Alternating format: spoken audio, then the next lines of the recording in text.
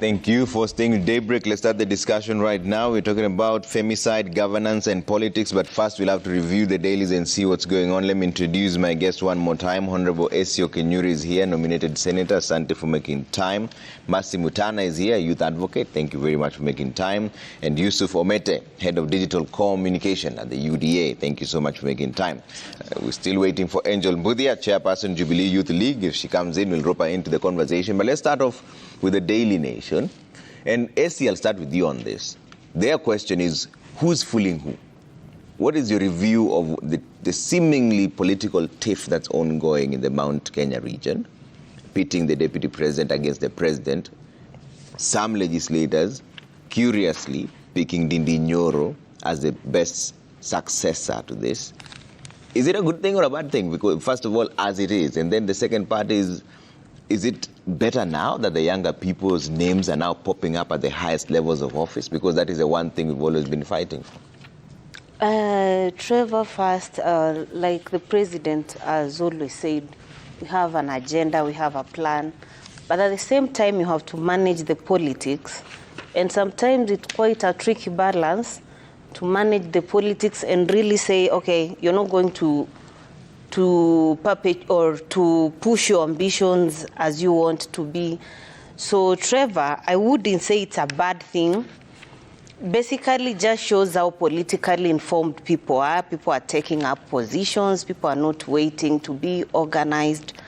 But at the same time, let whatever that is happening not cover the general plan that we as leaders who are elected by the people have been mandated or are expected to undertake. So governance and politics they go together, but the politics has to be managed. So when you hear someone say, okay, Honorable so-and-so shouldn't be doing this, I think is more of trying to manage the politics, because you also can't just do governance alone without the political bit of it, because at least 90% of us are product of the politics. Speaking as a young person, it's a good thing for young people to be ambitious, because ambition is priceless. A president himself is a product of ambition from the YK 92. You're not going to sit and wait to be panguad and told, okay, Trevor, now you're ripe to go for this. But then the laws of power, you need to calculate your moves tactically. Sometimes you might do that and it costs you, and sometimes it might work, but all in all, taking risks, balancing governance and the politics, we need a blend of all that. You can't close it down and say, no, we are purely just going to do this, because in as much as we are implementing our plan, it's purely going to be successful from political goodwill. Yeah.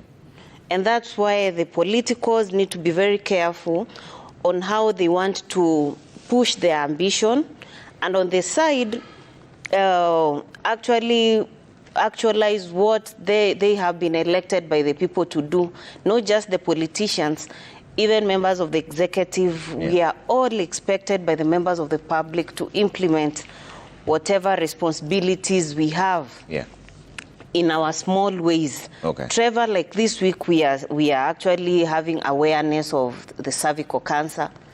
I expect elected people or leaders in different ranks to be talking about this, but unfortunately, I'm seeing very few conversations on such issues, which are very alarming statistics, which we as a nation should be focusing on, other than the political temperatures that we are actually witnessing right now. Yeah. That being said, I actually wouldn't say there are bigger issues that should worry we as Kenyans, because if Mount Kenya people are trying to realign themselves, those are in-house issues. Then me, who maybe doesn't come from that region, should it really concern me? My concern would be whatever they do, that's their politics. They want to realign themselves.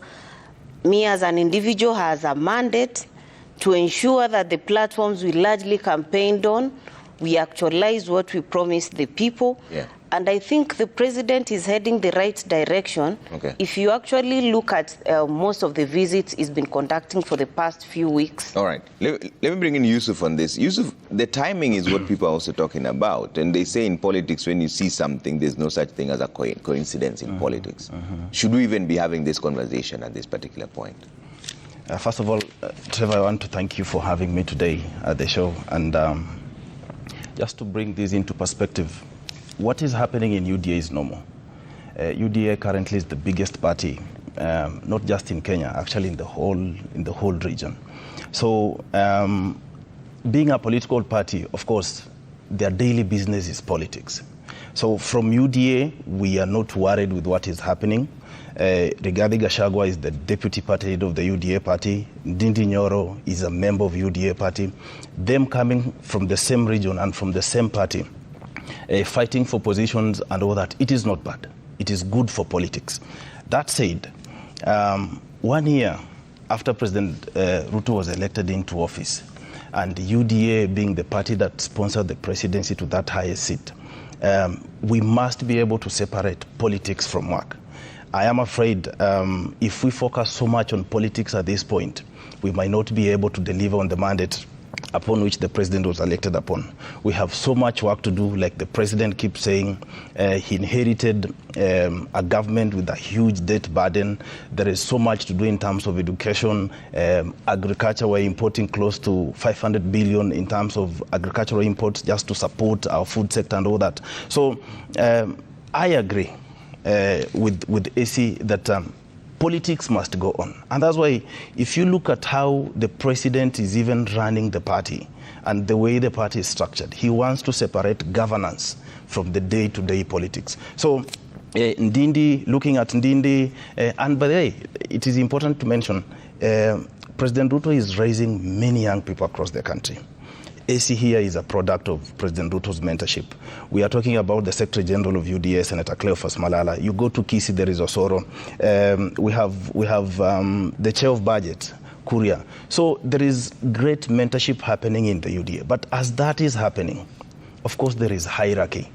The party is well structured. There is the party leader, the deputy party leader. So as it stands right now, in terms of hierarchy, deputy party leader Rigathi Gachagua comes exactly after the party leader, who's the president of the Republic of Kenya. So I agree, young people have to fight for their positions, but the way the party is structured, there is order, there is nothing to worry about. The government is doing his work, and at the party level, we are confident that there is sufficient environment and space for young people to thrive and actually to follow their ambitions and dreams within UDA. So what is happening is normal politics. There is nothing to worry in the UDA party or the government, so to say. Mas, is this normal to you? You know you're the only one who's not a politician. Trevor, I think that this has come up is not surprising, especially considering this was the first party that was that had declared that there would be grassroots elections. These grassroots elections were supposed to happen in December, then they were postponed. So I think people are stretching their muscles because, again, this was something that was going to be contested, and how the grassroots elections were supposed to happen, people had to compete, and it's based on how the people elect you that you can be able to advance to the higher ranks of the party. So there's the party politics, there's the local politics, and I think, unlike voters, for politicians, they are keen on the next electoral cycle. Once one election is over, the next electoral cycle then thereafter begins. So people are preparing themselves, people are aligning themselves based on day-to-day issues. So is it normal? I think looking at the last 2017 to 2022, I mean, where we are now is 1 year, over 1 year, one and a half years since the election. 2017 to 2022, 6 months we spent back and forth. A handshake came. After the handshake, there came a lot of debate all the way up until a 2020 report. And after the 2020 report, then now the formations towards the 2022 elections became clear. Those who were behind the then deputy president, who's now president, and the current opposition. So is it normal? Kenya context, I think so. It's how our politics is. Mapema ndo best. Should it be like that, AC? Because many people are saying that we are locked in a cycle of elections every other time. Even now, there are many people are talking about 2027, but like Mercy is saying, it's just been just over a year. I think we as a country and as individuals need to be very candid, especially when it comes to issues of separating issues. Because if the politicians, and my brother Yusuf here just mentioned, when the president ascended to office, he actually said he wanted the political party to do the politics and the guys in government to do mainstream service delivery. So we first of all need to separate issues, Trevor, because the moment you assume that politics is the order of the day, I'm afraid even for the millions of young people out here who are trying to place themselves in different job opportunities or get something to put on the table might actually lose the whole point. So we have to be very keen, especially when we are looking at these issues. And like my sister Mercy here says, yeah, if you look at history, some of these things tend to remain the same. In the last regime, we had the BBI. Now we have the NADCO report, which has not been very divisive as the BBI we witnessed.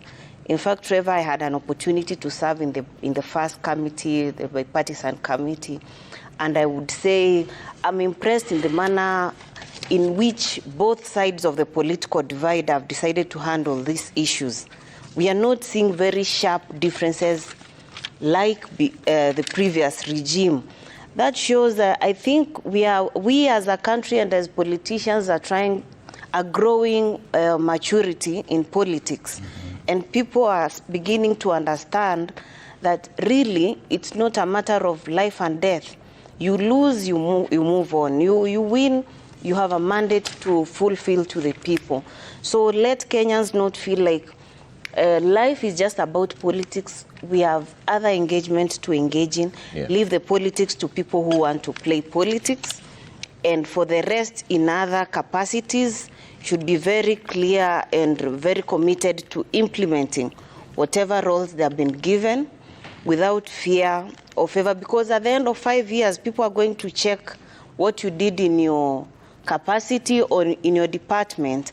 And Kenyans, I think it's a time Kenyans take responsibilities of the choices they make. If you elected a member of parliament and you cannot see that ICT hub, take them to account. But you can't lump up all complaints to the politics going round. We know who is meant to be doing what. And that's why, Trevor, the last time I was here, I mentioned about civic education. An informed citizenry is able to make right decisions. They know who to question. They're not going to be taken for a ride. The Kenyans right now should be in a situation where they can actually decide, today we do not want this, and it happens. I do not like this thing of, like, it's politicians who have to think on your behalf. Politicians will have their say doing the politics, but you as a person has room to exercise your mind and not suspend reasoning, Trevor. And Yusuf, is this the signal young people have been waiting for? Because there's always been that narrative of the leaders of tomorrow.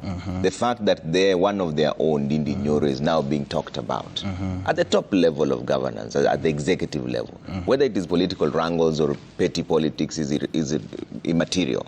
But is this the signal that young people should dive into and say, okay, fine, our time has come, and how should they structure themselves to ensure when that baton is handed over to them, then they do a better job than the predecessors?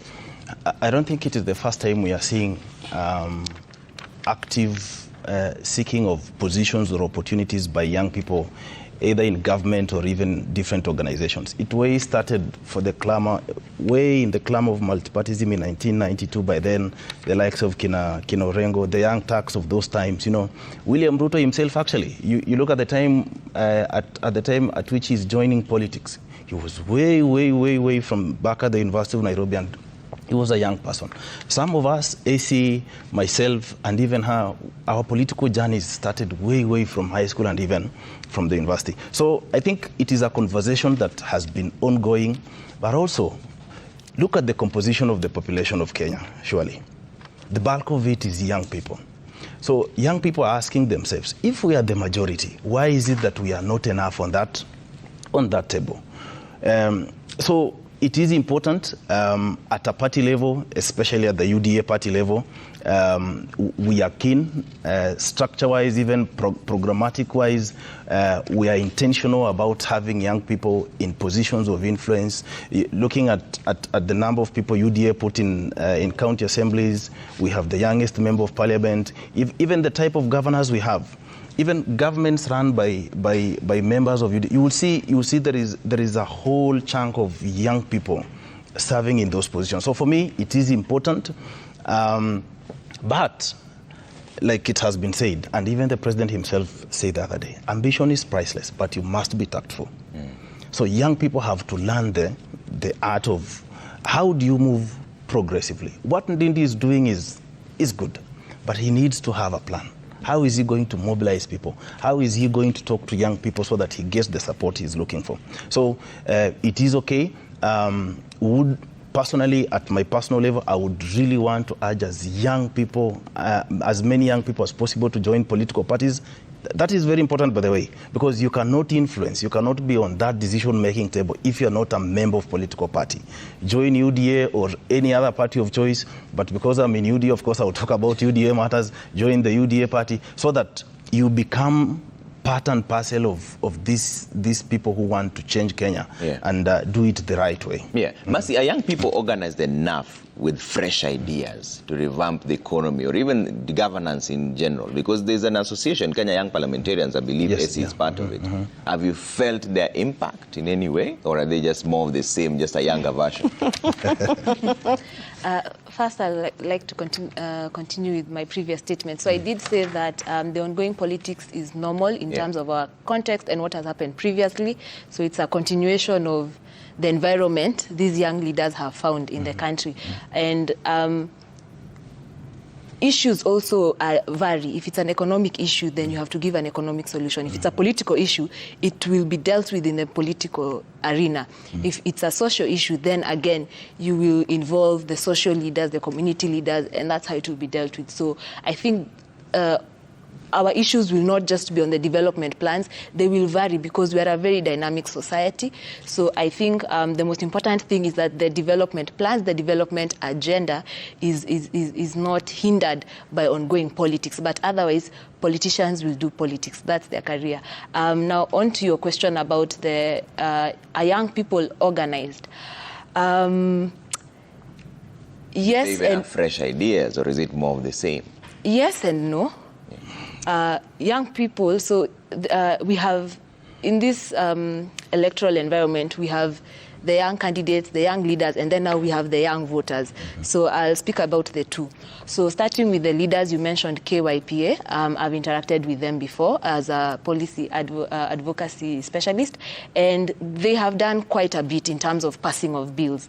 We have had young legislators be able to pass bills. Someone like Honorable Martha Wangari, who was accorded a state recommendation recently, she was able to be the first woman in the Senate to pass a bill while nominated, then got elected, and now has been re-elected. So this is an example of young people who have distinguished themselves. In the last parliament, we had the youth representative from the ruling party was able to come up with 5 bills. The HELP bill was actually signed. others, I think, are still ongoing discussion. And I think the 13th Parliament, they talked of bills not dying. So we will get to see for the young leaders who maybe have not returned to the House how their agenda has continued to progress. But in terms of the contribution of young people, I think the caucus, the Kenya Young Parliamentarian Association, has been a good caucus for tackling youth issues, coming up with bills that are relevant. They actually are organized such that they even have the youth assembly, whereby now they have young people who shadow the MPs per constituency. Then we have what we call the youth senate, whereby young people, they're actually called youth senators, and they're able to interact with the senate committees and their county governments back at home. So I think that's a good organization in terms of policy participation. But now when it comes to political participation, it all boils down to our political parties. Because when you look at those who are elected, for example, I think this House, the independents are only 12. Absolutely. 12 out of 290 positions. Then it means if you want to increase, and it's the same case with women because this is a special interest group, if you want to get anything done, it will be at the political parties. Now, we say that the youth have the numbers, they're 75% of the population, but are they even 75% of the party register? Absolutely. Because I feel our politics doesn't really get determined in finality at the ballot. It starts with the nomination, because there are certain regions, if you don't clinch the ticket, then even your campaigning and your chance of winning will be minimal. Absolutely. So, and that's actually why there was much complaint when there was the issue of negotiated democracy, or where parties did not hold nomination, because definitely the young people will be sidelined as a special interest group despite their numbers. So I feel in terms of now political participation, I feel that we definitely have to involve ourselves in the political parties. We need to see young people in the party leadership. We also need to see fair chance. So for UDA, they've decided grassroots elections. If there's affirmative action determined, that will also be of assistance. The same way for the women, we've seen that, you know, the party leadership, it's part of the requirements for a party to be deemed fit. So I feel being members of the political parties, because young people are not 50% more. I think it's 40 versus 60. So when you're at 40%, then it means you're not having the numbers when it comes to the chance to nominate someone to clinch the ticket, because the clinching a party ticket is actually important, because most of those who make it to the House actually do come through a party. And even again, nominations ideally will be done by political parties. So someone like S, if she was not active in a political party, probably she would not have been nominated. So I feel, are we organized? I think so, because anyway, when it comes to campaigns, so I've talked of the tickets, the voting and being party members. When it comes to campaigns, I think they're organized, because if there are two groups that are looked for, the women groups and the youth groups. Absolutely. Those are the ones who run campaign. So are youths organized? Yes. But the question is, are they fighting for their agenda? Are they being able to have an agenda to begin with? I think agendas are there, but it's all about harmonizing in one voice and even what is of priority to push for. Because you cannot, if you push for everything, then it gets lost. You're unable to track. Okay. Let me bring in Essie. Essie, there's something here on the front page of the Daily Nation. This one falls in your doorstep, which I wanted you to talk about. Governors, MCAs splashed an extra 13 billion on luxury. A report by Controller of Budget Margaret Nyakang on the first 4 months in office for newly elected county officials show that counties cumulatively spent 67.47 billion, an increase from 54.82 billion during a similar period the previous year. However, the report flags non-priority expenses like landscaping, beautification of buildings, sitting allowances, and 3 billion shillings travel packs for MCAs. Is there a way this can be stopped? That's what the question Kenyans are asking. Why is it necessary to spend all this? Trevor, before I respond to that, let me just throw a line to the issue of whether young people are organized. Young people are organized. The only problem, they are organized towards what? Sometimes they are organized towards ensuring a certain member of parliament is elected. You know, that then doesn't benefit you directly. Because then if the member of parliament gets it and doesn't assist you, you're doomed, you know. So young people to begin with, have to be gainfully engaged. If we are organized to support you, be member of parliament, let's have an agenda of what we want to do. And it shouldn't be a personal agenda, because you are likely to fail. We have very minimal resources with too many wants competing on the table. So it can't be that the end result, you want to support a politician for you to get something specific for you. The moment we start thinking a different direction, because one misconception we have in this country is that politicians have a solution to all our problems. That's not the case. Sometimes even the politicians would want to get these fresh ideas from young people. But most of the times, that's not what happens. So surely, yes, young people are organized, but they're organized towards the agenda, the agenda that is at the end is not what would suit them. Or it might not even be a common goal. It might not even be a common goal. Yeah. Because even when you join a cause, there are those who know what is in there for them. There are those who just join in for just to appear that you're supporting a winning team.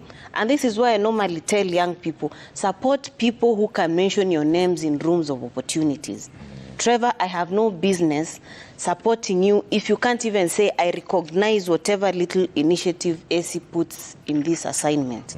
Because then at the end of the day, when all work is done, who are you going to take to task for whatever contributions you've been making towards that cause? So I really want to encourage young people, be it politics, business, support or network with people who recognize whatever contributions you're making, because it's through such kind of support that we grow. Look at my case. Hadn't I either networked or got a platform or opportunity that gives support and showcases the ability I had, I wouldn't be here, Trevor, this morning. So young people who are watching us this morning need to direct their energies to the right persons, the right networks, and be gainfully engaged in things that really make sense economically. Look, most of these discussions, when you go to certain avenues, need you to spend. And they say, okay, what do you have to bring on the table? Sometimes it's not all about money, but you also realize when you are content, at least someone will not take advantage of you. You see, when someone knows he who feeds you controls you, if they know you have nothing, they really can operate you like a village robot and expect you not to think on your own behalf. So Trevor, coming back to wastage, these are the issues. Level. Yes. This is really at your doorstep. Yes, yes. And these are the issues the president has been talking about. And anytime those issues on cutting down unnecessary spending are mentioned, people are up in arms. I sometimes say some of the things to fight in this country, which are a bit tricky, corruption and prostitution, because those beneficiaries of those two are the majority and they'll run you out of town. But that being said, we have a responsibility because devolution is working. I actually do not subscribe to the category of leaders who think devolution is not working and should be scrapped off. I've gone to my dispensary in Kenyenya. I come from Bomachoge, Borabu constituency.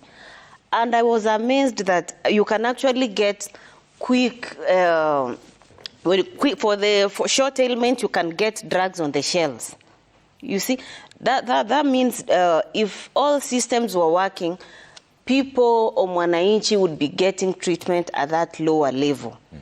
And if we minimize this kind of wastage, then people are going to benefit more. So what is the problem here? Is And- the members and of county you assemblies, see- is it the county chiefs, is it you as senators? Senators play an oversight role. Exactly. But have you read But to what extent, Trevor, you know, this is why I say some of these ills originate from the grassroots there. When you as a member elect your member of county assembly, your member of county assembly has so many expectations from you people. So the member of county assembly's motivation might actually be not going to offer the service. They want to recover their money before the 5 years are over. So when such instances arise, we are likely to witness people trying to engage in some of those shortcuts to try and make extra money or recover whatever they spent, because the next cycle is approaching, you need money. Because in as much as you sell policies, this country has kitu kidogo syndrome, which we will constantly talk about, but the reality of the matter is that some of those issues you can never run away from. So systems at county level especially, now let me give an example of revenue collection. In fact, I would encourage county chiefs to look at curbing wastage through the automating their revenue collection points. Yeah. Because you see the defunct councils were collecting more than what we are collecting right now. Mm-hmm. That means we are losing money because people cannot account from where they are sitting. Mm-hmm. So someone is just collecting money and pocketing, or they can choose to record. So if the county chiefs choose to curb it from that end, I know of counties that are embracing such kind of technology, like Governor Anyang' Nyong'o of Kisumu. Yeah. I think even Muranga. Yes, Muranga is actually doing very well, especially on the health sector. We went there as a Senate committee, and I was able to see how revenue trickles in from a dispensary from the office of the governor where we were seated. Yeah. So it has to be a deliberate initiative. Trevor, these are some of the things when I say we have to have transformative leadership. Yeah. Let's not make it look like this is a cycle that gets complete after 5 years and you get in, you get rich, get someone else. Mm-hmm. Really, we have a personal responsibility to ensure, and for the ones who are actually caught up in some of these loss of money, mm-hmm. people need to be prosecuted and charged kabisa. Okay. Not but someone, there's enough evidence, yeah. and already it's being said, okay, give it time for us to investigate. You see, there's a difference between the corruption and also there's this budgeted wastage. For example, what the Auditor General is raising here is that 13 billion extra shillings was used for landscaping, beautification of buildings, sitting allowances, and travel parks. Mm-hmm. So it is deliberate in the CIDP that there were budget lines allocated for that, as if those buildings ever existed before they came in. So everybody wants to revamp their building when they come. Trevor, for that to be budgeted, that means there are people in different departments who factored that in. Absolutely. Who have no interest of this country. Mm-hmm. That's to say, Trevor. Yeah. And that's what I'm saying. Sometimes some of these issues, you as a leader have to have a personal conviction. Yeah. Like, this is what you want to do. Yes, systems already exist. We have independent institutions which are mandated with carrying out some of these issues. Yeah. But these offices are being run by politicians. I've told you, look at a case of a member of a county assembly who has been elected. They are coming to office. They want to recover their money. Expectations are out there. Yeah. So for someone who's not very keen on the interest of Mwananchi who elected them, yeah. they then suspend everything and say, okay, I really care less, it's a man-eat society, let me make my money and wait for the next cycle. That's not the direction we want to go. Okay. And the Senate has been on the front line speaking about some of these issues. Okay. Especially when I speak as a member of the Senate Health Committee, we have been on the front line going to different counties, seeing what different counties and what different departments in those counties are doing. Yeah. And even sometimes advising the county chiefs that on this one, I think you're going wrong. Even before the committee report comes, there are issues the county management are able to handle. At that level? At that level. Like the last time we were in Nyamira, Nyamira Ekerenyo Sub-County Hospital, we realized there were no curtains in wards. And by the time we were living in a week's time, we were told, okay, now the county government has been able to procure curtains. So there are issues that you can fix in real time. So sometimes, I want to be very categorical on this one. Oversight is not war all the time. Yeah. We need to ensure we work together so that devolution works. We can't run away from it. Okay. Yeah. I'll take a quick break here. When you come back, Yusuf, I'll get your views on this issue of wastage at the county levels and also Mercy as well. Then we get into the topic of femicide in just a bit. Keep your views coming at Trevor Mbidi at Citizen TV Kenya. Use the hashtag Daybreak. We're back in just a bit.